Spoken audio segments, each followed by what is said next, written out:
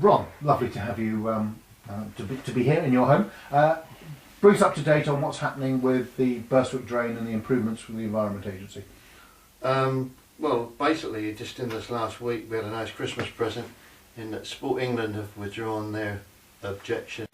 They've withdrawn the objection subject to the EA signing a document that releases them of their objection, but it is actually withdrawn and it's a done deal, which is fantastic news for us. So what are the next steps? The next step is to finish the bank along the south end of the village.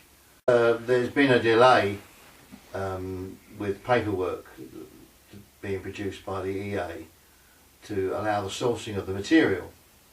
Now that caused the vehicles or the machinery to sit doing nothing for 8 or 9 weeks, and now I'm told the documentation is in place, but the weather, you know, is like it is. It was, first of all, it was too muddy, and now it's all frozen. My opinion is it won't start again until April now.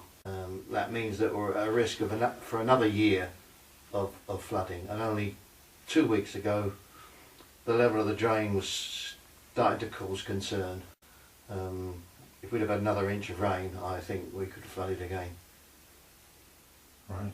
And how much difference will the improvements make? A fantastic difference. At the moment our flood risk is probably about 1 in 7, which is absolutely horrendous.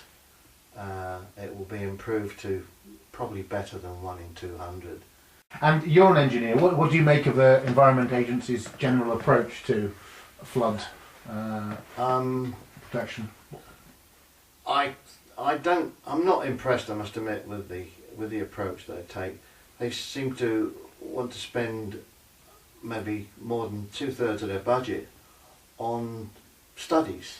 So the decision to build up the banks rather than just to widen and make the drain larger, is that something that seems sensible to you? Being purely selfish, I think it's a great idea.